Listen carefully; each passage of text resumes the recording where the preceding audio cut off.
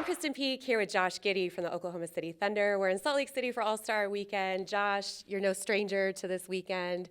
What does it feel, though, to get this honor 2 years in a row? Yeah, it's obviously special any chance you have to be a part of All-Star Weekend. As a kid, you grow up watching these type of events, so to be here for the second year, very special. It's humbling, and I'm very grateful to represent my city and team. Are you coming in with, more of a leadership role since you know what to expect? Yeah, I guess so. I guess as a second-year guy, you've had 1 year under your belt already, so you kind of understand how the weekend will flow, what to expect, what to look forward to. So, when we play the game, it's a lot of fun. The guys will enjoy it, so, I'll try and just help them and tell them what to expect throughout the game.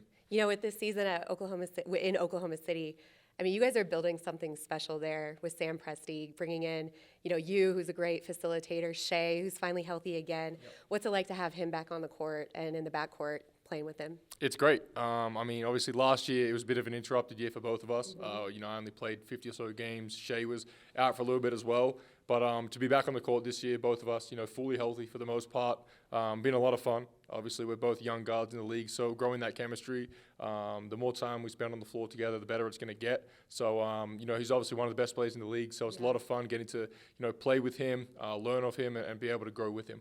It's not only that. I feel like everybody else, you're such a great passer, but the guys you're passing to are all 6'6" plus, and have great hands. Yeah. But what's it like to be able to grow with that chemistry, as the years go on in OKC? Yeah, it's great. As you said, we've got a very big, we typically start small, in the typical sense of 1 through 5 basketball, but we're pretty even across the court with height. So the guys that we play with, we can all handle the ball, all make plays. So it's a lot of fun to play with guys like that, and I think that gives guys confidence that when they're on the floor to be aggressive, make plays, make things happen. So it's a very young team. I think it's the youngest in history. So to be able to, all be at very similar points in our career and be able to grow together is exciting. And, we've only been as a core group together for, 1 or 2 years now. So, there's obviously a bright future in Oklahoma.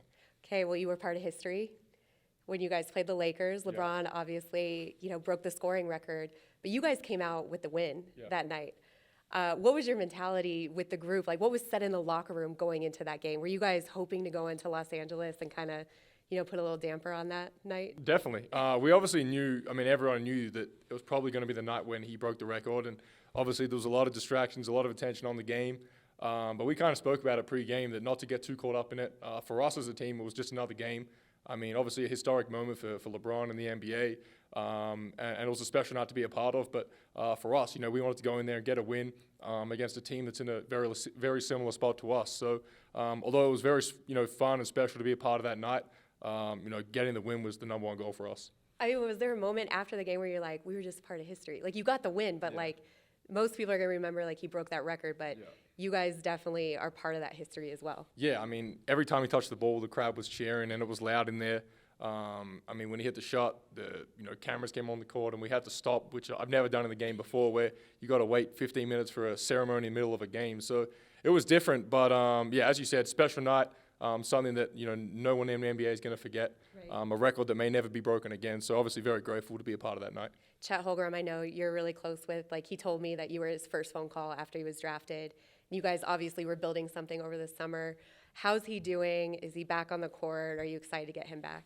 Yeah, he's doing good. Obviously, sucks to see a teammate get injured, but he's good. He's in good spirits. Obviously, it's a long recovery process, but he's on the mend. He's getting better. He looks good physically.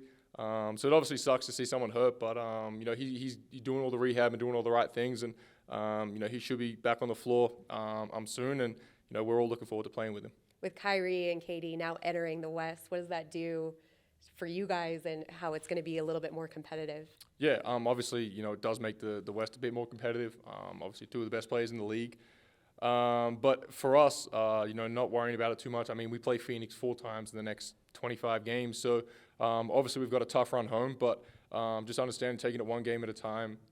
You can't, focus on those type of, trades and things too much because there's still such a long way to go in the season. So as much as, Kevin and Kyrie are going to help their teams, us as a team have to approach it the same way we would as any other game.